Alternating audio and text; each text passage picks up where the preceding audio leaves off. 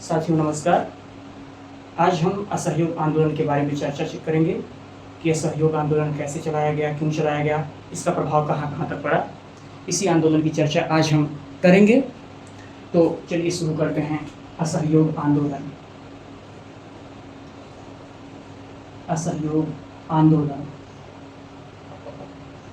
आप लोग आराम से इस पूरे प्रकरण को समझने की कोशिश करिएगा। और ये असहयोग आंदोलन जो है वो महात्मा गांधी द्वारा चलाया जाने वाला प्रथम जन आंदोलन था। महात्मा गांधी द्वारा चलाया जाने वाला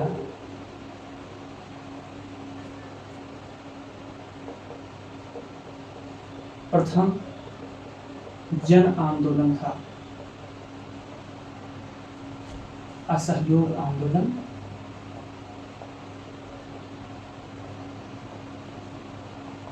महात्मा गांधी द्वारा चलाया गया प्रथम जन आंदोलन वो कौन था? असहयोग आंदोलन था। महात्मा गांधी हिंद स्वराज उनकी एक पुस्तक है, उसमें लिखते हैं, क्या लिखते हैं गांधी जी हिंद स्वराज में? हिंद स्वराज में गांधी जी लिखते हैं कि अगर जो ब्रिटिश का शासन है, ब्रिटिश का शासन भारत में, ब्रिटिश का शासन भारतीयों के सहयोग से किया जा रहा है। यानी भारत के लोग कुछ न कुछ ब्रिटिश के शासन का जो रूल कर पा रहे हैं हमारे ऊपर, उसमें ब्रिटिशर्स का उसमें भारतीयों का इस शासन में बहुत योगदान है। और अगर भारत के लोग अपना सहयोग वापस ले लें, यानी सहयोग की भावना को वापस ले लें, तो 1 साल के भीतर ब्रिटिश सरकार गिर जाएगी। ये कौन कह रहा है? गांधी जी कह रहे हैं कि 1 साल के भीतर सरकार गिर जाएगी। भारत में ब्रिटिश शासन की जो सरकार है, ब्रिटिश शासन है, वो गिर जाएगा।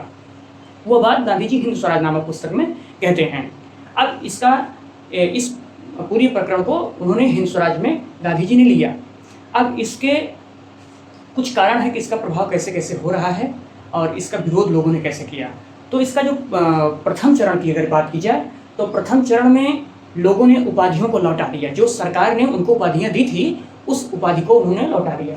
तो प्रथम चरण में पहला पॉइंट आएगा कि प्रथम चरण में जो विरोध हुआ उसमें उपाधियों को लौटाया गया, उसमें उपाधियों को लौटा दिया गया, उपाधियों को लौटा दिया गया। ठीक है। तो प्रथम चरण में इसका जो विरोध हुआ उसमें उपाधियों को लौटा दिया, सरकारी नौकरियों से किनारा किया, सरकार, पुलिस, शिक्षा आदि का बहिष्कार किया गया। इसमें पहले ही चरण में देखेंगे सरकार की जो व्यवस्थाएं थीं उसमें उसका बहिष्कार किया जा रहा है। जैसे पुलिस, शिक्षा, सरकारी नौकरी, पुलिस, शिक्षा, इन सब का बहिष्कार किया गया, इन सब का बहिष्कार किया गया। और ये बहिष्कार कौन कर रहे हैं? बहिष्कार लोग कर रहे हैं। बहुत व्यापक स्तर पर इसका विरोध किया जा रहा है। इसीलिए यह गांधी जी द्वारा चलाया गया प्रथम जन आंदोलन था, क्योंकि सरकारी नौकरी लोग कर रहे हैं, भारत के लोग हैं सेवा में, ब्रिटिशर्स के साथ, पुलिस में हैं, शिक्षा में हैं। और शिक्षा का जो सबसे ज़्यादा विरोध हुआ है इसमें बंगाल में शिक्षा का बहुत बड़े स्तर पर विरोध किया गया। बंगाल में शिक्षा का बड़े स्तर पर विरोध किया गया। और इस पूरे प्रकरण जो चल रहा है, इससे अंग्रेज बहुत प्रभावित आगे चल करके होंगे। तो ये देशव्यापी एक प्रकार का एक आंदोलन हुआ। और उसके बाद जिसका सेकेंड पॉइंट है, उस सेकेंड पॉइंट में लिखा कि लोगों ने यह तय किया कि अगर सरकार आंदोलन के दमन के लिए कोई रास्ता चुनती है तो हम लोग क्या करेंगे? देशव्यापी सविनय अवज्ञा आंदोलन चालू करेंगे। अगर सरकार आंदोलन के दमन के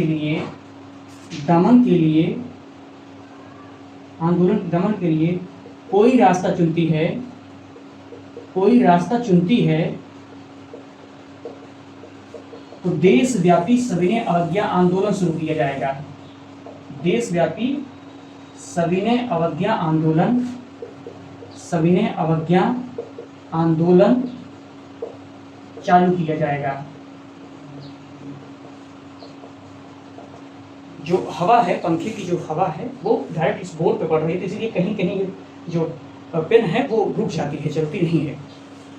तो असहयोग आंदोलन महात्मा गांधी जी द्वारा चलाया जाने वाला प्रथम जन आंदोलन है असहयोग आंदोलन। हिंद स्वराज में गांधी जी कहते हैं कि अगर भारत के लोग ब्रिटिश शासन में सहयोग नहीं करेंगे तो 1 साल के भीतर ही इनकी सरकार गिर जाएगी। प्रथम उपाधियां, प्रथम चरण में इसका विरोध किया गया तो लोगों ने उपाधियों को लौटाया। सरकारी स्कूल, सरकारी नौकरी, पुलिस, शिक्षा, इन सब का लोगों ने बहिष्कार करना चालू किया। और शिक्षा का सबसे ज़्यादा विरोध वो बंगाल में देखने को हमको मिलता है।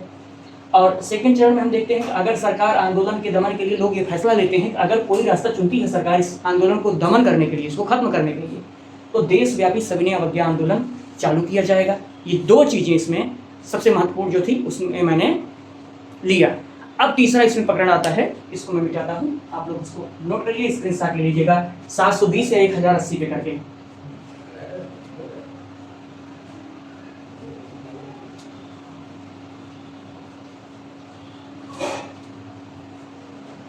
इसके बाद भी हम और प्रकरण मिलेंगे कि ये आंदोलन जो इसका प्रस्ताव वगैरह है कहाँ से पेश किया गया था। हालांकि आपकी किताब में दिया नहीं गया था, लेकिन मैं इसको अभी आगे चल करके ले रहा हूँ। तो यहाँ तक हुआ कि यदि सरकार आंदोलन के दमन के लिए कोई रास्ता चुनती है तो हम देशव्यापी सविनय अवज्ञा आंदोलन चालू करेंगे। उसके बाद तीसरा पॉइंट आता है कि विदेशी कपड़े जो हैं, विदेशी कपड़ों का बहिष्कार किया जाएगा। विदेशी कपड़ों का बहिष्कार किया जाएगा। इसमें विदेशी कपड़ों का बहिष्कार किया गया। इससे आयात में भारी कमी आई। बहिष्कार किया गया जिससे आयात में भारी कमी आई, जिससे आयात में भारी कमी आई।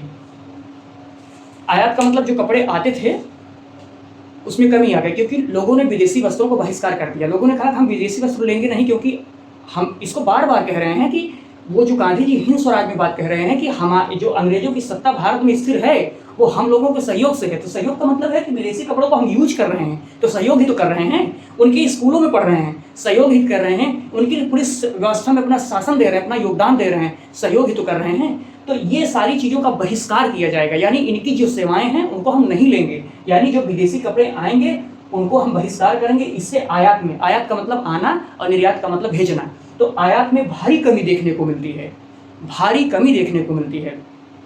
और अगला है पॉइंट इसमें, जो कि चौथा पॉइंट है, उसमें शौकत अली महात्मा गांधी का नाम आता है। शौकत अली और महात्मा गांधी ने देशव्यापी इस असहयोग आंदोलन का जो बहिष्कार हो रहा था इसका देशव्यापी प्रसार किया, इसको फैलाया।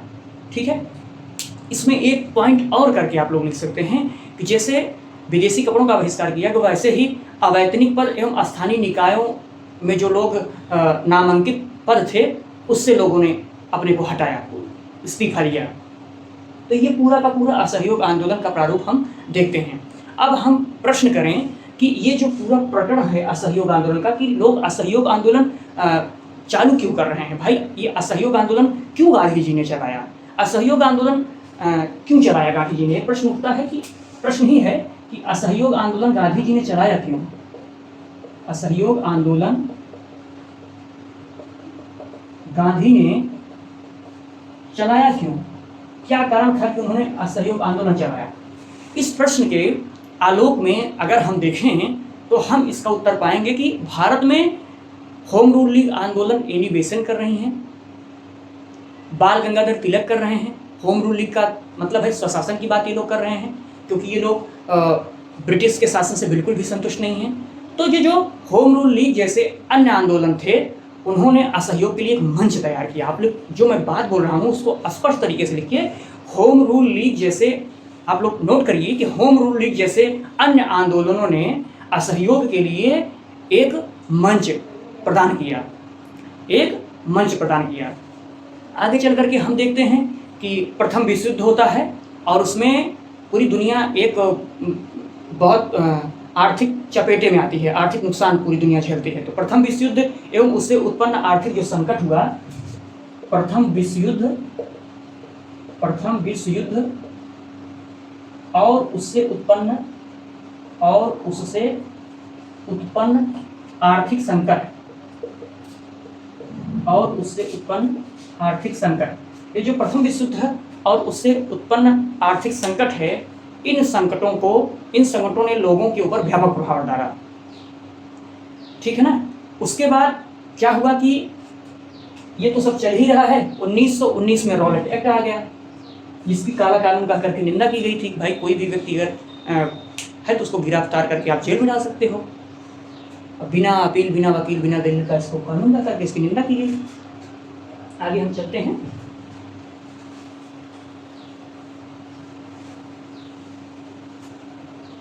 आप लोग ध्यान से इसको पढ़ते रहिए। रॉलेट एक्ट आया और रॉलेट एक्ट के बाद इसका व्यापक स्तर पर विरोध किया गया और आगे चल करके इसी से जुड़ा हुआ है जालियांवाला बाग हत्याकांड। जालियांवाला बाग हत्याकांड 13 अप्रैल 1919। ठीक, 13 अप्रैल 1919। अब आपने 2 पॉइंट इसके पहले देखा कि होम रूल लीग ने एक मंच, होम रूल जैसे आंदोलनों ने इसको एक मंच प्रदान किया। उसके बाद प्रथम विश्व युद्ध हुआ, उससे उत्पन्न आर्थिक संकट हुए हैं। खिलाफत आंदोलन है, उसमें एक बीच में एक पॉइंट इसके पहले नोट कर लीजिएगा, खिलाफत आंदोलन। इसके पहले एक पॉइंट नोट करिएगा, खिलाफत आंदोलन। उसके बाद काम करके रॉलेट एक्ट, फिर जालियांवाला बाग हत्याकांड। तो ये एक से बढ़कर के एक घटना यहाँ पर घटित हो रही हैं। इससे क्या हुआ, इससे भारतीय लोग बहुत परेशान हुए और इन्होंने ये गांधी जी ने रास्ता तैयार किया असहयोग का। ये सब कारण थे। जालियांवाला बाग हत्याकांड में मैंने बताया है कि एक कमेटी बनाई जाती है। वह कमेटी एक प्रकार से जनरल डायर को बचाने के लिए बहुत प्रयास करती है और रिपोर्ट पेश करती है कि भूलवश ऐसी घटना उससे हो गई। तो उस पूरे प्रकरण को देखने के लिए गांधी जी से लेकर के मदन मोहन मालवीय जैसे लोग बैठे हुए हैं, तेज बहादुर सप्रू जैसे लोग हैं। तो उसके बाद एक बयान जारी कर किया जाता है। हंटर कमेटी आती है, तो वो कहती है, वो आता है बयान कि पन्ने दर पन्ने निर्लज्ज दीपक होती है। इसका कोई मतलब ही नहीं है कि जिस तरीके से उसका जनरल डायर का बचाव किया गया और वहाँ पर उसको लाट सभा, कामन सभा ने उसके लिए पैसे इकट्ठे किए थे, उसको शेर घोषित किया। तो और यहाँ पर क्या हो रहा है, यहाँ पर खाने के दांत दूसरे, दिखाने के दांत दूसरे वाला हाल हो गया। तो इसमें कहा भूलवश ऐसी घटना हो गई। तो इन सारी घटनाओं ने भारतीय लोगों के, गांधी जी के और आम जनमानस में एक बहुत बेहतरीन स्थिति पैदा की, विरोध की स्थिति पैदा की और आगे चल करके ये असहयोग का रास्ता अपनाया गया। यही कारण था असहयोग आंदोलन चालू किया गया। मुख्य बात में अगर आप दो लाइन में अगर इसको आप समझें तो होम रूल लीग जैसे आंदोलन ने एक मंच तैयार किया है, खिलाफत आंदोलन है, प्रथम विश्व युद्ध के बाद उत्पन्न आर्थिक संकट है, उसके बाद रॉलेट एक्ट आया, ये भी एक प्रकार का काला कानून है, फिर उसके बाद जालियांवाला बाग हत्याकांड हुआ। तो एक से बढ़कर के एक घटनाएं आग में घी का काम करती चली जा रही। गांधी जी इन सब से परेशान होकर के ये असहयोग का रास्ता अपनाते हैं। मैं उम्मीद करता हूँ ये पूरा प्रकरण आपको बहुत आसानी के साथ समझ में आया होगा। अब असहयोग के 3 आर्थिक प्रभाव क्या होते हैं, इसको हम देख लेते हैं। उसके बाद एक प्रश्न बचेगा, उसको हम बाद में ले लेंगे। इसका हम आर्थिक प्रभाव कर देखें। आर्थिक प्रभाव आप आसानी के साथ समझते हुए चलिएगा, आपको कोई दिक्कत नहीं होगी। अभी हम एक छोटा सा बिंदु इसमें और विचार रहे हैं आपकी समझ को और अच्छे ढंग से विकसित करने के लिए। असहयोग आंदोलन के आर्थिक प्रभाव क्या हैं? तो इस असहयोग आंदोलन के जो आर्थिक प्रभाव हैं वो बड़े स्तर पर हमको देखने को मिलते हैं, क्योंकि असहयोग का सर्वाधिक प्रभाव वस्त्र उद्योग पर हमको देखने को मिलता है। असहयोग आंदोलन का सर्वाधिक प्रभाव वस्त्र उद्योग पर देखने को मिलता है।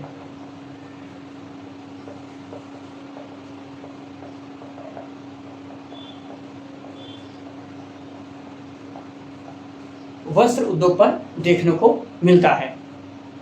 इससे क्या हुआ, इससे व्यापक स्तर का प्रभाव जाता है। शराब की दुकानों के सामने पिकेटिंग कर दी गई।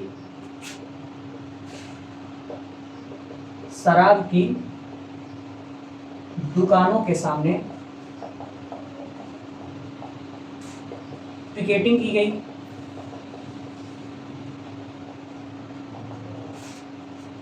उसके बाद क्या हुआ? उसके बाद जो भारत के व्यापारी थे उन्होंने और भारतीय लोगों ने विदेशी कपड़ों का बहिष्कार कर दिया। विदेशी कपड़ों का बहिष्कार हुआ। कपड़ों का ये एक ही पॉइंट में सब लिखिएगा, इसको 3 पॉइंट मत डालिएगा, मैं पॉइंट करके लिखा भले रहा हूँ। विदेशी कपड़ों का बहिष्कार किया गया व्यापक स्तर पर। जब व्यापक स्तर पर विदेशी कपड़ों का बहिष्कार किया गया तो आयात बिल्कुल भी घट गया। जो भारत में कपड़ा 102 करोड़ के आसपास उसका आयात होता था रुपयों में, वो 102 करोड़ से घट करके मात्र 57 करोड़ डॉलर पर शायद आ गया।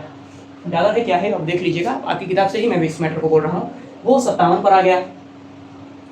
और भारतीय व्यापारियों ने क्या किया, विदेशी वस्तुओं का जो व्यापार वो करते थे उसमें उन्होंने निवेश बंद कर दिया।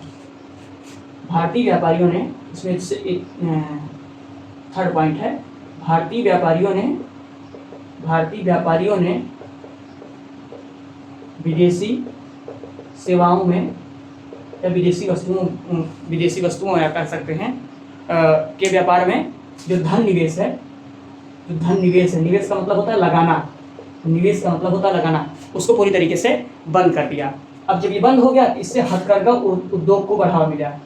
हथकरघा उद्योग आगे बढ़ा। इसका परिणाम ये हुआ कि हथकरघा उद्योग आगे बढ़ा। ठीक है, तो ये सारे जो मैटर हैं ये आपके असहयोग आंदोलन से संबंधित है। और बाकी मैं एक चीज आपको और बता दूं कि ये असहयोग आंदोलन चला कैसे। 720 पे करके आप लोग देख लीजिएगा, छोटा छोटा करके लिखा रहे हैं। शाम का टाइम है, प्रकाश वैसे भी थोड़ा सा कम है, और 4K पे वीडियो बनाने में आप 480 पर मैं इसको अपलोड कर सकता हूँ, लेकिन 4K में ही 480 का ऑप्शन मिलता है। और ये जो 1080 पे जब हम अपलोड करते हैं 16.9 के रेशियो में, तो वहाँ पर 144, 240, 360, 720 और 1080 ये मिलता है। और बाकी जब हम 4K पर वीडियो अपलोड करते हैं, 4K वीडियो में 144, 240, 360, 480, 720, 1080, 1440, 1660 और उसके बाद 1900 या फिर 2100 समथिंग करके 60 या 80 या 40 करके ये मिल जाता है। तो ये 4K हो जाता है, तो इस पे बनता है। लेकिन ये वीडियो महज 15 मिनट के लिए बनता है, और ये वीडियो घंटे 1.5 घंटे आप जितनी टाइमिंग इसको कर सकते हो उतनी टाइमिंग के लिए बनता है। तो मेरी एक मजबूरी भी है कि आप थोड़ा सा प्रयास करके पढ़ लीजिए। पढ़ना तो आप लोगों को है, पढ़ाना हमको है। तो ये जो असहयोग आंदोलन है ये शुरू कब हुआ था? अगर इसको डेट पूछा जाए ना तो 1 अगस्त 1920 को असहयोग आंदोलन शुरू किया गया था। और जिस दिन असहयोग आंदोलन शुरू हुआ था उसी दिन तिलक मर गए। उसी दिन तिलक मरे थे जिस दिन असहयोग आंदोलन चालू किया गया था। महात्मा गांधी जी का एक बयान आता है, तिलक उनको बहुत प्रिय है। महात्मा गांधी का एक बयान आता है कि उनका सबसे मजबूत जो बचाव पक्ष था उनका, किसका? महात्मा गांधी का सबसे मजबूत बचाव पक्ष आज चला गया। ये कौन बयान देता है? ये महात्मा गांधी जी का बयान है। तिलक के मरने पर 1 अगस्त 1920 को असहयोग आंदोलन की शुरुआत की जाती है। अब इस असहयोग आंदोलन के पहले हम आपको एक बात जानकारी दें कि जो असहयोग आंदोलन का जो प्रारूप है, जो ये असहयोग आंदोलन हम आप पढ़ रहे हैं, इस असहयोग आंदोलन का जो लेखक है, यानी जो इसका प्रारूप पूरा बनाया, इस असहयोग आंदोलन के जो लेखक हैं वो गांधी जी स्वयं थे। और इसको गांधी जी ने स्वयं पेश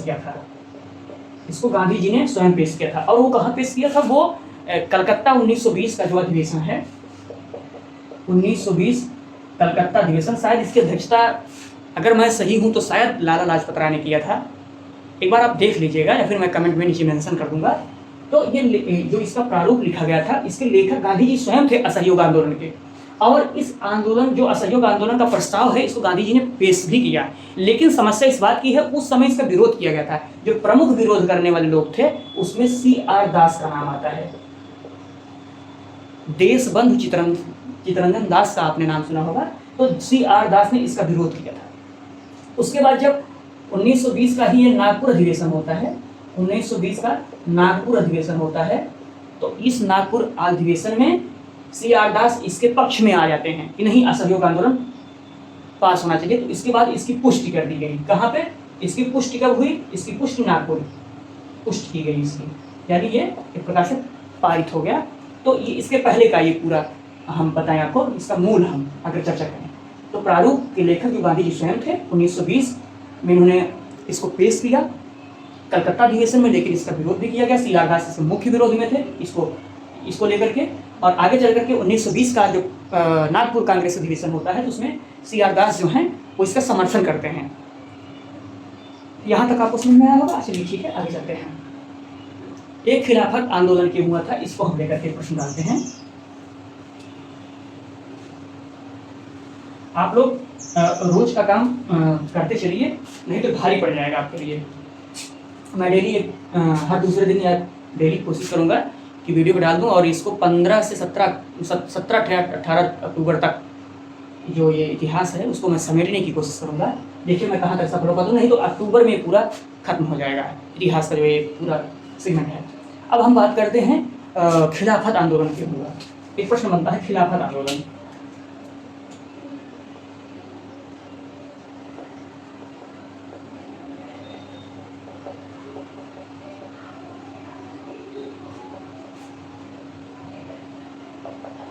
खिलाफत आंदोलन क्यों हुआ?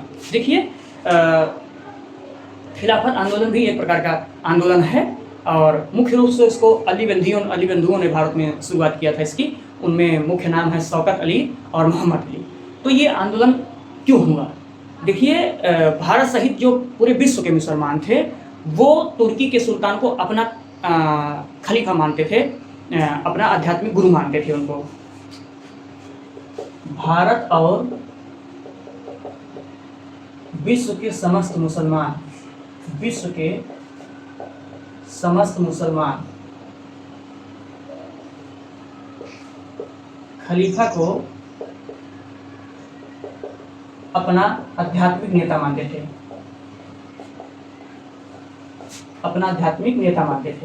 या इसको प्रमुख मानते थे। इसके प्रति एक सम्मान था, खलीफा का पद बहुत सम्मानित पद था। तो जो भारत ही नहीं पूरे दुनिया के जो मुसलमान थे वो खलीफा को बड़े सम्मान से लेते थे। तो अब इसमें सबसे महत्वपूर्ण ये है कि मुसलमानों ने प्रथम विश्व युद्ध में इस बात को लेकर के समर्थन किया, किसका? अंग्रेजों का, स्पेशली इंग्लैंड का, कि जो ये खलीफा हैं इनको जो धार्मिक अधिकार है वो लौटाया जाएगा, और धार्मिक जो विशेष स्थान हैं उनको इनका वर्चस्व कायम रहेगा। इसमें सबसे महत्वपूर्ण बात यही है, आप लोग ध्यान सुनिएगा। मैं देख लेता हूँ वीडियो रिकॉर्ड हो रहा है, ठीक है, वीडियो रिकॉर्ड हो रहा है। तो मुसलमानों ने इसमें, जो मुस्लिम थे भारत के मुसलमान, भारत के मुसलमानों ने प्रथम विश्व युद्ध में इस बात को लेकर के अंग्रेजों का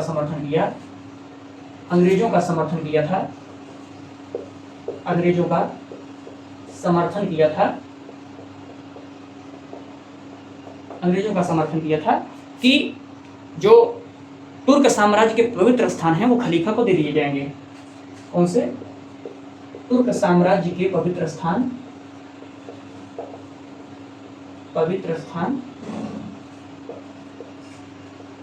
खलीफा को दे दिए जाएंगे। जो पवित्र स्थान हैं तुर्क साम्राज्य के वो खलीफा को दे दिए जाएंगे। आगे चल करके क्या हुआ? लेकिन जैसे विश्व युद्ध खत्म हुआ अंग्रेज मुकर गए। अंग्रेज अपने किए गए वादों से मुकर जाते हैं जैसे ही विश्व युद्ध खत्म होता है। विश्व युद्ध खत्म होने के उपरांत एक शब्द है वादा खिलाफी करना, मतलब किए गए वादे को भूल जाना। विश्व युद्ध के खत्म होने के उपरांत अंग्रेज मुकर गए, यानी उन्होंने मना कर दिया। उन्होंने मना कर दिया और तुर्क साम्राज्य का विभाजन हो गया।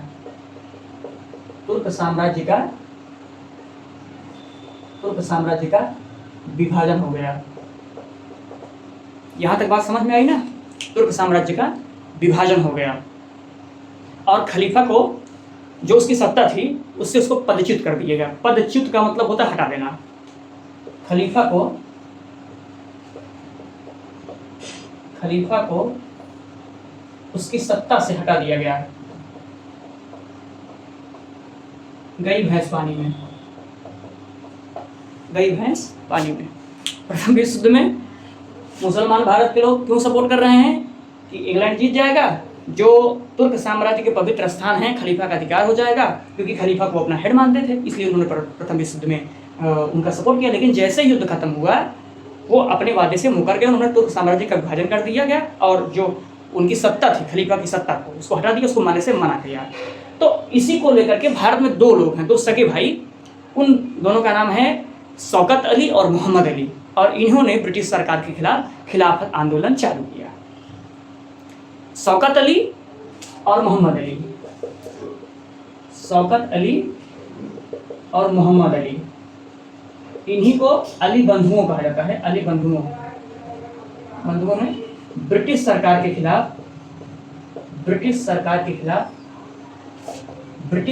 खिलाफ भारत में असहयोग आंदोलन चालू किया।